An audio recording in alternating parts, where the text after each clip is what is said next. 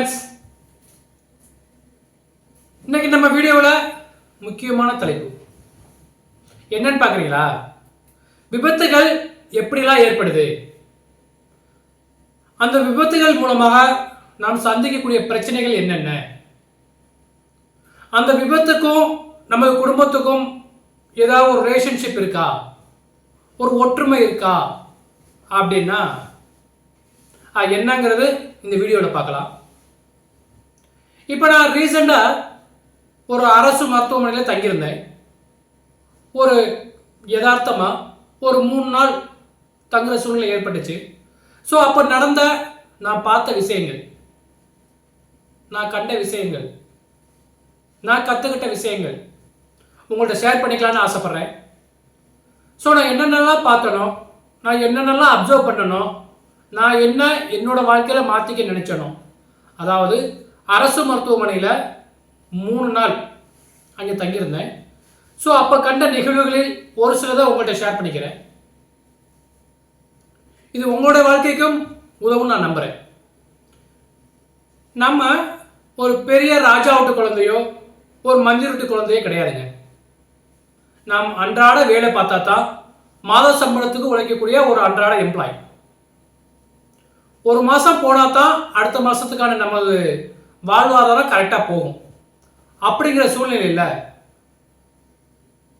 விபத்துகளை நம்ம எப்படி தவிர்க்கலாம், விபத்துகள் எப்படியெல்லாம் வரும், எப்படியெல்லாம் ஏற்படுத்தக்கூடிய வாய்ப்புகள் இருக்கு, மெக்கானிக்கல் ஐட்டமாக ஒரு ரோட்டில் போகையில் ஒரு சில ப்ராப்ளங்கள் நடக்கலாம், விபத்துகள் ஏற்படலாம். ஆனால் அது எங்கேயோ 1-2 தான் நடக்கும். ஆனால் நிறைய விபத்துகள் நடக்கிறதுக்கு காரணம் என்னன்னா, நம்ம குடும்பத்து மேலே வச்சிருக்கக்கூடிய அன்பு, ஒரு பாசம், ஒரு ஒற்றுமை, அதுதான் நம்ம விபத்துகளை ஏற்படுத்துறதுக்கு ஒரு முக்கிய காரணமாக இருக்குது. எப்படின்னு பார்க்குறீங்களா? இப்போ நிறைய பேர் அங்கே நான் இருந்து பார்க்கல, அவசர சிகிச்சை பிரிவு பக்கத்தில் இருந்து பார்க்கல, ஹாஸ்பிட்டலை பொறுத்த வரைக்கும் ஒரு கேஸு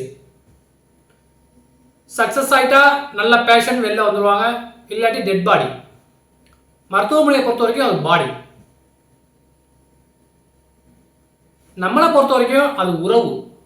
மாமாவாக இருக்கலாம், அப்பாவாக இருக்கலாம், அம்மாவாக இருக்கலாம், அக்காவாக இருக்கலாம், ஃப்ரெண்ட்ஸாக இருக்கலாம், நம்ம பையனாக இருக்கலாம், இப்படி ஏதோ ஒரு உறவு முறை. ஆனால் மருத்துவமனையை பொறுத்த வரைக்கும் ஒரு பேஷண்ட், ஒரு பாடி, இதுதான் அங்கே வேர்டு யூஸ் பண்ணக்கூடியது. இப்போ நம்ம ஒரு வாகனத்தில் போகிறோம், ஆனால் விழுகிறது மட்டும்தான் எல்லாருடைய பார்வைக்கு தெரியும். நம்ம விழுந்துட்டு அப்படின்னாலே ரெக்கவர் ஆகி வெளில வந்தாலும் வரலாம், இல்லை அப்படியே போனாலும் போயிடலாம். ஆனால் அடிபட்டவங்க நேராக ஹாஸ்பிட்டலில் போயிட்டு 10 நாளோ 15 நாளோ 1 மாதமோ 2 நாளோ படுத்துருவாங்க. நம்ம அன்றாடம் வேலைக்கு போகிறவங்க, நம்ம ஒரு ரிச்சான ஃபேமிலிலாம் கிடையாது. இதில் மிகப்பெரிய சேமிப்பு என்பது நம்ம மருத்துவமனைக்கு அதிகமாக செல்லாமல் இருக்கிறது தான் மிகப்பெரிய சேமிப்பு. சரி, இப்போ அவர் மருத்துவமனையில் போய் படுத்துட்டாரு, என்னமோ ஏதோன்னு சொல்லி அவங்களுடைய உறவுகள் எல்லாம் அந்த மருத்துவமனை அந்த வாசப்படிக்கு முன்னாடி நின்று அழுகிறதெல்லாம் நான் பார்த்தேன். அப்பா, அம்மா, இப்படி ஒவ்வொரு உறவுமுறைகளை சொல்லி சொல்லி அழுவாங்க.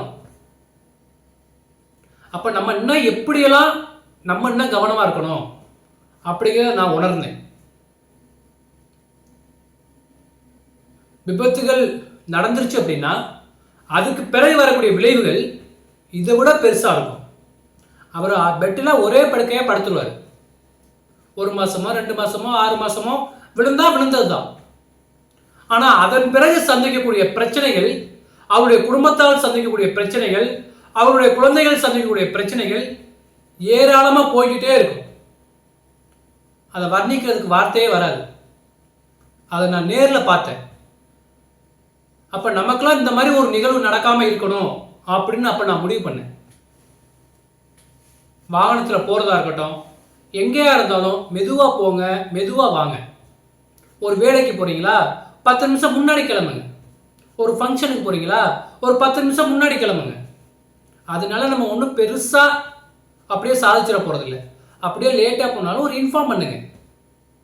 ஒரு ஃபங்க்ஷன் நடக்குது, ஏய் எங்க வர சீக்கிரம் வா, முகூர்த்தம் முடிய போகுது சீக்கிரம் முடியா அப்படின்னு நம்ம அவங்க மேல உள்ள பாசத்துல சீக்கிரமான்னு சொல்லி அந்த ப்ரெஷர் கொடுக்க அந்த வண்டி வாகனம் ஓட்டுறாங்கல்ல அவங்களுடைய அழுத்தங்கள் மேற்கொண்டு அதிகமாகும். அந்த இம்ப்ரெஷன்ல விபத்துகள் நடக்கிறதுக்கு வாய்ப்பும் இருக்கு. சரி, இது ஒரு பக்கம். ரெண்டாவது, அவர் வாகனத்தில் வந்துகிட்டு இருக்காருன்னு தெரியும். ஆனால் நம்ம ஃபோன் பண்ணி திரும்பி கேட்போம், ஹலோ எங்கே வர்றீங்க, வரலையா, வந்துடுங்க சீக்கிரம். அது நம்ம அடிக்கடி கேட்டுக்கிட்டே இருப்போம். அது அவங்க மேலே வச்சிருக்கக்கூடிய பாசம். ஆனால் அந்த பாசம் தான் அந்த ஒரு விபத்து ஏற்படுறதுக்கான ஒரு முக்கிய காரணமாக இருக்கும். விபத்து ஏற்படுத்துறதுக்கு ஒரு அரை செகண்ட் போதும், ஒரு மில்லி செகண்ட் போதும். நம்ம ஃபோன் அந்த பாக்கெட்லேருந்து எடுக்கிற நேரம் ஃபோன் அடிங்க. ஒரு தடவை இருந்துச்சு ஃப்ரீயாக இருந்தாங்கன்னா ஆட்டோமேட்டிக்காக எடுத்து உங்கள்கிட்ட பேசிடுவாங்க. ஏன்னா உங்கள் மேலே ஒரு அன்பானவராக ஒரு பாசமானவராக இருந்தால் கண்டிப்பாக எடுத்துருவாங்க. ஆனால் நீங்கள் திரும்பி 2 டைம் 3 டைம் இப்படி ஓயாமல் கால் பண்ண அந்த ஒரு வெக்ஸ்லே அப்படியே வருவாங்க. அதில் விபத்துகள் நடக்கிறதுக்கும் வாய்ப்புகள் இருக்கு. எல்லாவற்றைக்கும் மேல வாகனத்தில் போறீங்களா, ஒரு எமர்ஜென்சி கால் வருது அப்படின்னா நிப்பாட்டி பேசிட்டு போங்க. அப்படியே வச்சுட்டு இப்படியே போகாதீங்க. அதனுடைய விளைவுகளும் கண்டிப்பாக விபத்துகளை தான் ஏற்படுத்தும். இப்படி ஒவ்வொரு இடத்துலையுமே விபத்துகள் ஏற்படுவது ஒரு பக்கம் இருந்தாலும் அந்த விபத்துகளால் சந்திக்கக்கூடிய பிரச்சனைகள் உங்களுடைய குழந்தைகள் தான் என்பதை நீங்கள் எப்போதுமே மறந்துடக்கூடாது. ஸோ நீங்கள் எங்கே சென்றாலும் சரி மெதுவாக போங்க, மெதுவாக வாங்க. கூடுமான வரைக்கும் வண்டியில் போகையில் ஃபோன் மொபைல் யூஸ் பண்ணுறதை அவாய்ட் பண்ணிடுங்க. ஒரு கால், இப்போ நீங்கள் வீட்டில் இருக்கிறீங்களா, கால் பண்ணீங்கன்னா விட்டு ஒரு தடவை ரிங் போச்சுன்னா கட் பண்ணிடுங்க. அவங்க ஃப்ரீயாக இருந்தால் கண்டிப்பாக எடுத்துருவாங்க. திரும்பி டார்ச்சர் பண்ணக்கூடாது. இப்படி ஒவ்வொரு இடத்துலையுமே ஒவ்வொரு பிரச்சனைகள் ஏதாவது ஒன்று வந்துக்கிட்டே இருக்கும். இப்போ நம்ம வாகனத்தில் போகிறோம், நம்ம மட்டும் நேராக போகிறது முக்கியம் இல்லை, எதிர்த்த மாதிரி வர்றவங்களையும் நம்ம கவனித்து அதற்கு ஏற்றாப்போல் போகணும். நான் மட்டும் நேராக போகிறேன் அப்படின்னு நேராக போய்கிட்டு இருந்தா நம்மளும் நேராக போயிடுவோம். ஸோ எதிர்க்க மாதிரி வர்றவங்களையும் நம்ம கவனித்து அதுக்கு தகுந்த மாதிரி நம்ம பயணம் செய்யணும். ஸோ இந்த நம்ம வாழ்க்கையை பயணிக்கிறது எல்லாருடைய ஒத்துழைப்பும் இருந்தால் மட்டும்தான் மிக சிறப்பாக இருக்கும். ஸோ நீங்கள் உங்கள் குடும்பத்தில் உள்ள ஒருத்தர் மருத்துவமனைக்கு செல்லுவதும் செல்லாமல் இருப்பதும் வீட்டில் உள்ளவர்கள் கையில்தான் இருக்கும் என்பதை இந்த வீடியோ மூலமாக உங்களுக்கு நான் தெரிவித்துக் கொள்கிறேன். இதுவரைக்கும் நம்ம சேனலை சப்ஸ்கிரைப் பண்ணாமல் இருந்தீங்கன்னா சப்ஸ்கிரைப் பண்ணிடுங்க. நன்றி.